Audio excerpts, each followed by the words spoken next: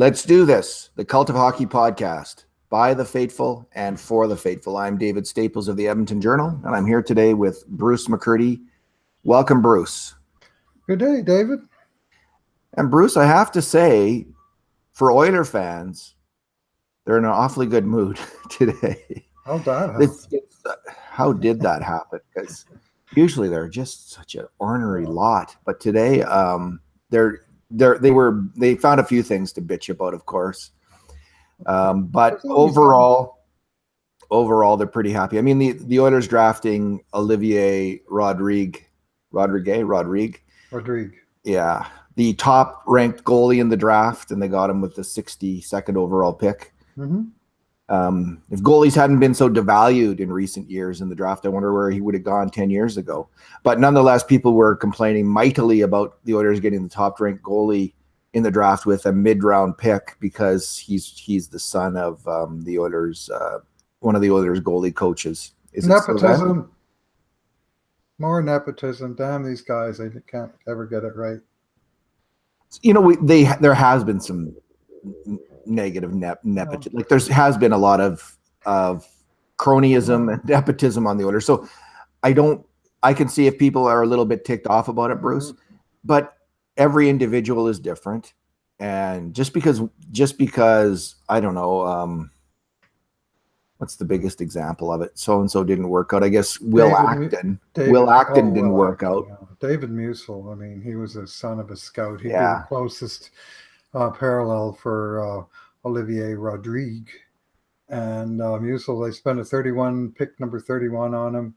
And he was pretty much a consensus first rounder. There were other good players available at that time, like Ty Ratty, for example, that the Oilers chose Musil ahead of. But, I mean, it wasn't like they picked him at number 5, you know.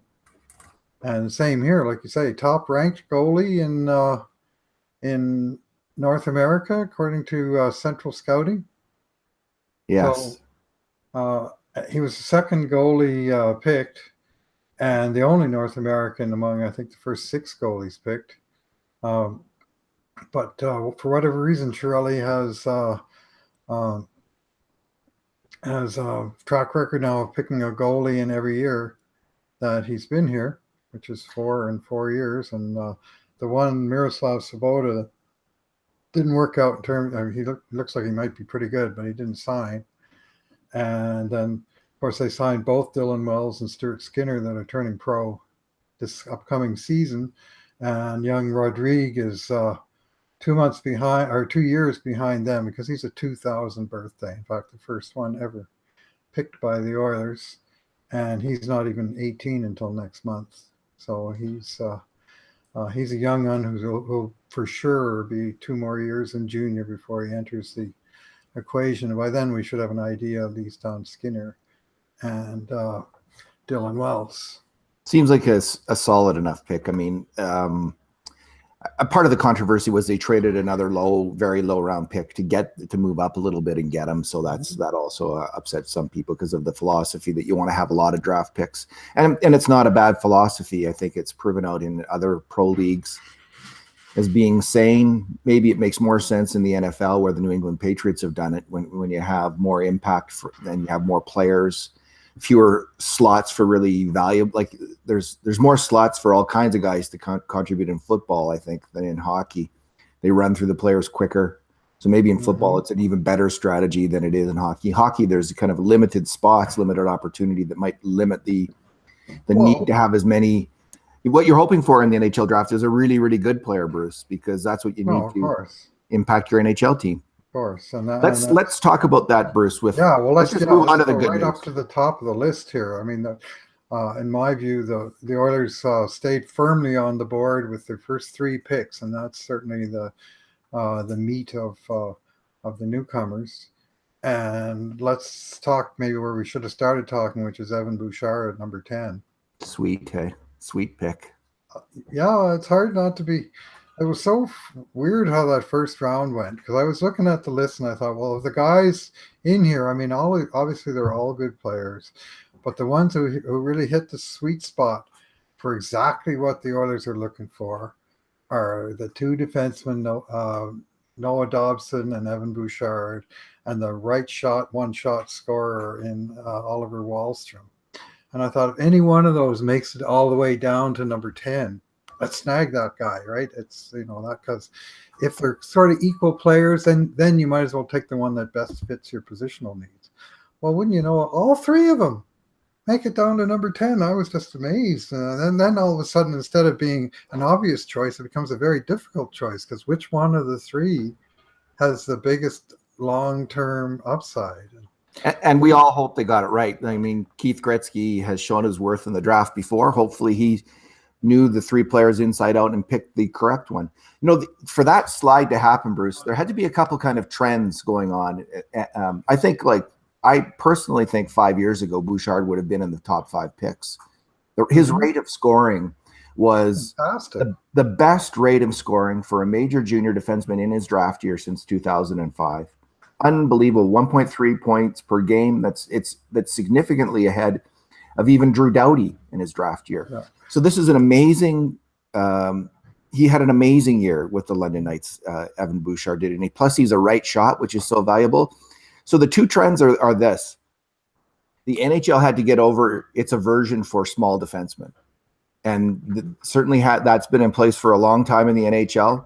But two smaller defensemen, Adam Buckfist and Quentin Hughes, were taken ahead of Bouchard. That wouldn't have happened in the past, but it did, and that's one of the reasons you saw both Bouchard and Dobson slide.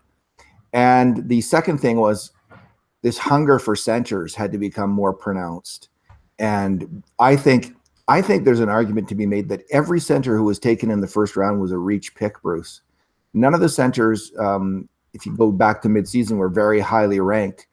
But suddenly, Kotkaniemi, the Finn, goes third to the Habs, who are desperate for a center. And Barrett Hayton, who, if you look at his points per game scoring, is an unexceptional first-round pick in the NHL. He's a low first-round pick most years. But again, and Phoenix has a lot of centers, but and they do a lot of analytics, their own style of analytics. But they decided to reach on Hayton, and this is a reach. I say a reach in comparison to all the draft lists, and I don't think I saw one draft list that had Hayton at number 5. So two things came together, and the Oilers, and it was such a significant move, Bruce. And maybe you can address this, because we've heard the Chiarelli's so hot for a power play quarterback, right shot demon. I think that trade's now not the priority. Yeah, are you trading for Justin Falk today based on what happened yesterday? I'm not. No. And Justin Falk may well be more available than ever based on what happened today with that big trade down there in Calgary and Carolina. But we'll end with that. We'll talk about that at the end. Yeah, but in the shorter run, I mean, to me, it's a double-edged sword, right? But our man Bouchard is a late 99 birthday, October 99. So he's among the oldest people in the draft class. He'd be day 35 out of 365 in the pool. So he's in the top sort of 10th percentile for age. And you can say, well, that's a negative. You'd rather have a guy scoring the same number of points who was the youngest guy in the draft class. Well, if he was the youngest guy in the draft class, he wouldn't have got the same number of points. So you do have to kind of adjust for the fact that he is a mature draft pick. But that's the good news there, is if he's mature, he's that much closer to being ready. He's only got 1 year left to junior. And you know what, David? I'm not 100% sure he's going to spend that year in junior. Well, given the Oilers' track record, Bruce, they love to take players and give them every shot to make the NHL. I mean, I don't think that's considered to be a best practice with the CBA, the way it's rigged, and not necessarily for player development either. But Bouchard, given the Oilers' need, given his maturity, his size, people as sane as Jonathan Willis were speculating. Her former colleague is now the managing editor of The Athletic, were speculating that Bouchard might make it. So I can see him on the third pairing, Bruce, pairing and running the power play. Exactly the template. Yeah. Third pairing, sheltered even strength minutes, getting experience, and run the shit out of him on the power play, because he looks just, that's apparently his forte. The one scouting report, Steve Kornianos, and the draft analyst referred to him as the best power play defenseman to come in the draft in several years. Not just, the best of this class, but the best in several years. And, the one name did crop up, David, that escaped your net on your list, your extensive list, Ryan Ellis, who was drafted 11th overall, I think, and you were going top 10 draft picks. So you missed him. And he had 89 points in his junior year compared to Evan Bouchard's 87. But compare and contrast the fact that Ryan Ellis was on the Memorial Cup winning powerhouse Windsor Spitfires, feeding Taylor Hall and other stars Adam Henrique, Zach Cassian, and other snipers. Papa Cass, Baba Yaga. And and Ellis, so he is the only guy in the past 20 years that to be in Bouchard's class for points. Now Bouchard on London, they decided halfway through the year that they were going to rebuild. So they traded off 4 key pieces that were sort of 19-year-olds. They kept Bouchard, they promoted him to captain. And I heard one of the guys on TV, and I don't have the exact numbers, but it was something like this. Their winning percentage or points percentage, Bettman point. Points percentage was something around 540 when they made all the trades. And it was something like 630 the rest of the way. Like the team actually got way better after they got rid of these, fairly good players, Max Jones and Cliff Poo, I think, and, a couple of their Memorial Cup boys, and they got better.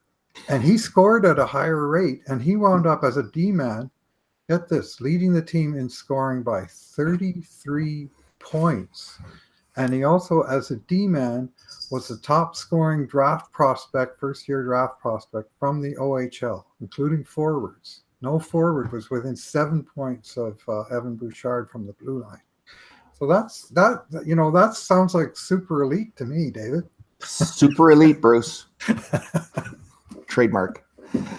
It was such a happy moment that even old he's become Mr. Sour Pants, was formerly Mr. Cool, Calm, and Collected, Peter Shirelli, was grinning like he won the lottery and dropping F-bombs. He dropped an F-bomb, yeah, I saw that. I dropped one. He was so happy, like he was so happy, but so was everyone online. It was such a rare moment. Well, maybe not since Puljujärvi or McDavid was drafted. Were drafted. I mean, people were pretty happy with both those picks too. I have to say, we're always kind of happy with the first pick. Is the truth. I was happy just to see him get up and walk to the stage right after Rangers were picking, and they were on the clock, so they don't actually get up. So they're just sitting there at the table, and I'm just sitting there, sphincter tightening, waiting for Bettman to go. We have a trade to announce, and just being terrified. You were worried about that, were you? Yeah. Well, terrified of what might happen there, and I knew that if they just kept the pick, they were going to get a good player. At least all indications are, because of the quality and the match for the team need of the top guys that were then available. That was a sweet spot to be in. So Bruce, the Shirelli gets a lot of criticism for some of his moves, some of it really deserved. But let's just look at the right side depth on defense, Bruce, since he's taken over, okay? He had a major problem when he took over this team. Did they have anyone? They had just lost Jeff Petrie and they had Schultz. They had Schultz. And arguably, did they blow it with Schultz, or what was that horse already left the barn? I'm going to argue the horse had already left the barn. I don't put that on McClellan and Shirelli necessarily. But so they had Schultz kind of having lost all confidence and having a toxic atmosphere where half the fans were crowing every time he made a mistake. So here's the depth that they now have on the right side. Adam Larson, Matt Benning, Evan Bouchard, Ethan Bear, Ryan Mantha, Philip Berglund, John Marino, and Phil Kemp. So they've got 2 NHL players, 2 pretty good, one outstanding prospect in Bouchard, another decent prospect in Bear, a couple other okay prospects in Mantha and Berglund. So mission accomplished. He's taken the position which was a mess, and he's turned it into an area of strength. Like, is that your dog wanting in, or That's your my cat? cat. That's my cat wanting to hit the door. So the next time you soliloquy, I'm gonna get her out of here. So yeah. Also, further right defense depth in the immortal Michael Kesselring, who is a righty that they drafted today that you can add to your list, but I think you can safely put him on the bottom of it. I think you safely can put him on the bottom of. But Let's talk about the nonetheless, you're second right. pick. The balance there between right and left is far better, and especially today, that I think it's totally fair to project Bouchard into the team within 2 years. And if your three right defensemen are, if he projects out as a top four, if you got Larson and Benning in him, that's not too bad. All right, so let's talk about the Oilers' second round draft pick, Ryan Mcleod of the Mississauga Steelheads. And I was charged with writing a little profile on Mcleod, and oh yes, I was writing away, and suddenly I thought, hey, let's check where he was rated, and it was astonishing. There's probably 10 to 15 people who rate junior hockey players that have some credibility, and every single one of them, Bruce, I believe every single one of them, almost without exception, there might have been one that I missed, but they all had this player ranked from about 19th to 30th in the draft. And he felt first round pick. He was a late first round pick. Bob McKenzie had him at 22nd. Kerniaos had him at 19th. Craig Button, 29th. Low Tide, who goes by numbers mainly, I believe, had him at 25th. Well, that's one other thing. I just wanted one final thing about Bouchard. It was a pick, Bruce, where everything aligned to make people happy. He filled the need. He was the best player available, arguably. And he also pleased the stats guys because of those point scoring numbers. So it's a rare kind of triple crown for a player coming at Edmonton, where everyone's actually rooting for him and no one's kind of secretly hoping he fails so they can be proven to be right. And he isn't related to anybody in the Oilers' tremendously long chain of command either. So yeah, he doesn't have this scarlet letter, the OBC on his forehead. SOBC, Son of Old Boys Club. Yeah, the SOBC. Okay, so back to Mcleod. He's a big, lanky, fast, skilled winger who's kind of inconsistent, I understand. Like, then, people wish he would clobber people more and go harder than that. So, you get to the 40th overall pick in the draft, and your chances of getting a really good player are greatly diminished. There's just not a lot. The fact of the matter is, not a lot of good players enter the NHL after you get past the first round. That said, this is, again, as second round draft picks go, it looks like kind of a steal of a pick. And again, everybody seemed really pleased on Twitter with the pick that I could see. I didn't see any moaning or griping. Yeah, well, he showed excellent growth. Like, he's played 3 full years in the OHL, and he too is a very late birthday. In fact, an early late birthday, September 21st. So he would be basically in the second percentile of oldest players in his draft class. Anyway, he was he went from 0.3 to 0.6 to 1.0 points per game over his 3 years, and I don't know what the standard is in junior. I would obviously follow some kind of a steady upward slope. But when a guy makes a big bump 2 years in a row, this is good. Yeah, and he's a great big guy, and they tend to have a history of developing a little bit later, like getting their speed, getting their coordination just a little bit slower than the small guys. So, hey, it reminds me of the Tyler Pitlick pick. He's a similar kind of player, a big forward, big fast forward with some skill. So it's going to take a while, obviously, with him. Maybe they got someone, maybe they don't, but it looks like it was a pick that everyone seemed to like. So, and then I think we've already dealt with Olivier Rodrigue. After that, the Oilers didn't pick again, Bruce, till 164. So as I was waiting there, I went through Hockey DB and I made a little list looking at, after the 160th pick in the draft, since 1979, how many players have become good NHLers. And I used a pretty tough definition for that. It's 400 games that they had to have played or are projected to play. And but that to me is, You get someone who plays 400 games. That's a good NHL player. That's someone who had some value, probably helped your team win or some team win. And so 400 games. The seven players who made it after the 160th pick for the Oilers, and there was just 7, were Brandon Davidson, Sean Podine, Todd Ewan, Kelly Buchberger, Fernando Pisani, Kyle Brodziak, and Matt Lombardi.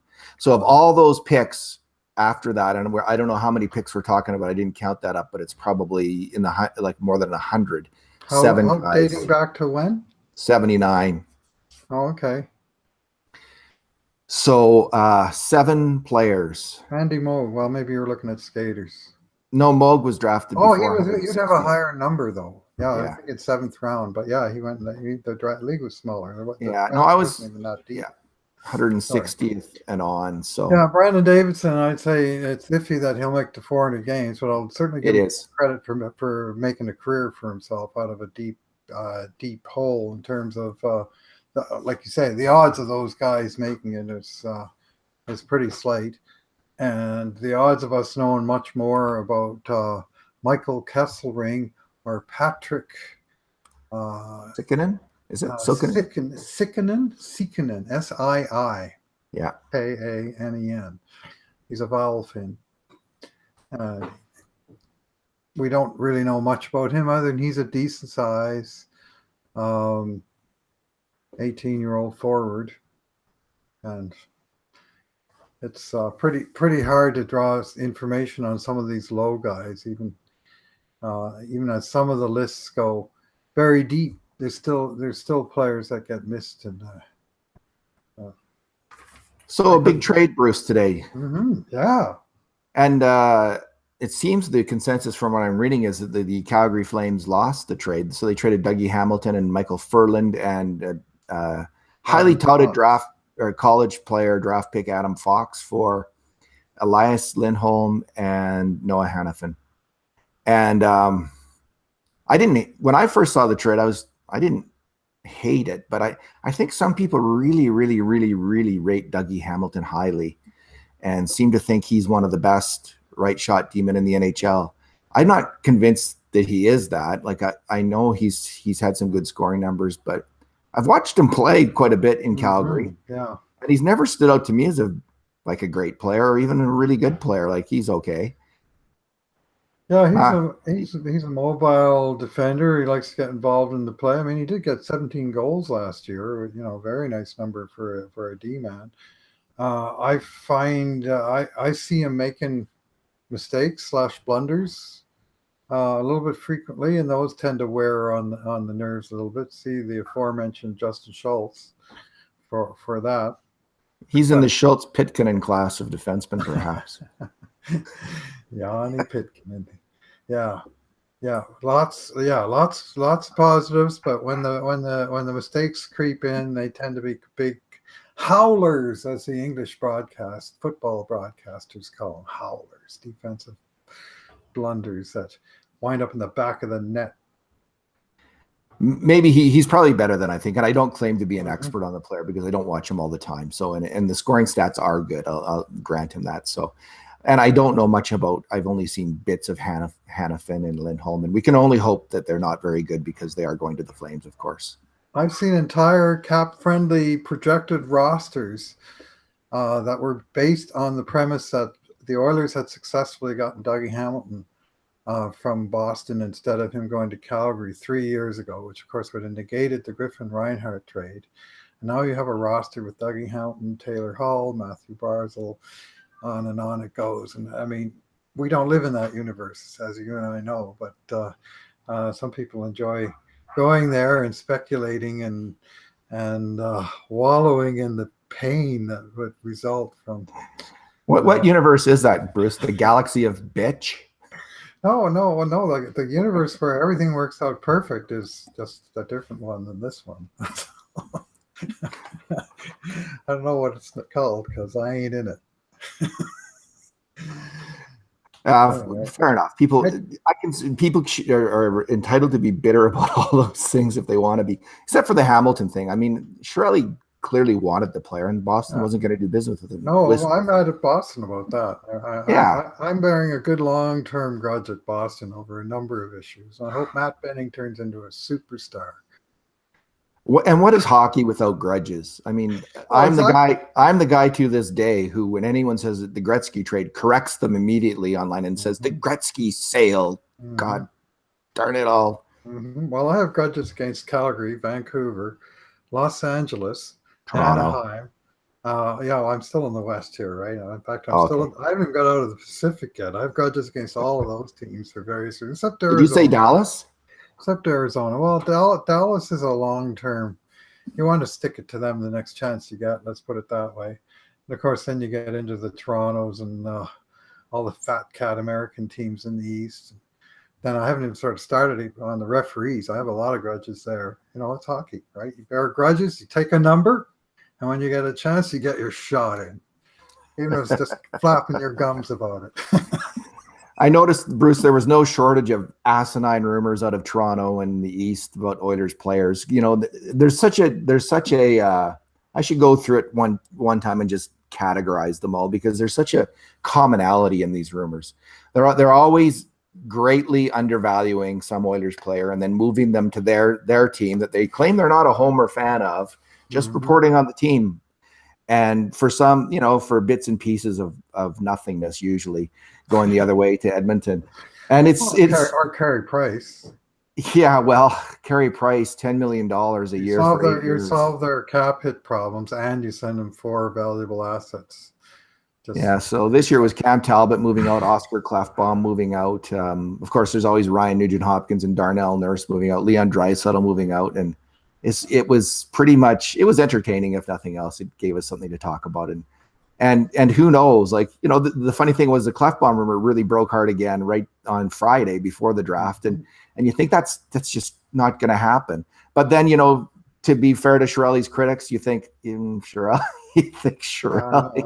Chiarelli's made a few stinker trades, so it could have happened, and I think we're all very, very happy today that things broke right.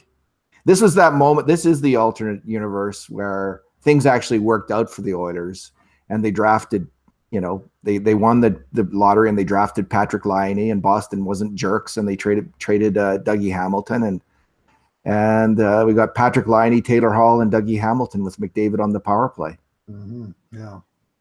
Well, at least now in our new nearly perfect universe, we have Keith Gretzky snatched away from those hated Boston Bruins, who's running our scouting campaign, and he's recreating Barry Fraser the early years.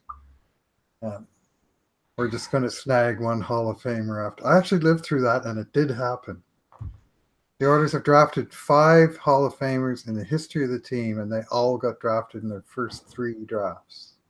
Isn't that astonishing? I was just looking at those drafts again today, Messier and Anderson, and oh yeah. Anyway, let's not live in the past. Hey, I was thinking of this perfect universe. Sometime there, if it's okay. This perfect universe. Though the past is another perfect universe, right? You can rewrite it all you want and relive it, just the good moments. I just have to remember it accurately. A whole lot went right in those years. Yes. What's that book about the most perfect of all universes? Is it Candide? Where they go on about the most perfect of all universes? Do you remember reading that? I haven't read. Most of the universes I read are dark and horrible. Dr. Pangloss? Anyway. Well, Bruce, I think let's just leave it there. We'll do a future podcast on what might be the next moves, but we'll save that for in a day to come. So, Bruce, thanks for talking today. Yeah, thanks for listening and watching, everyone. And in the meantime, and in between times, this has been another edition of the Cult of Hockey podcast.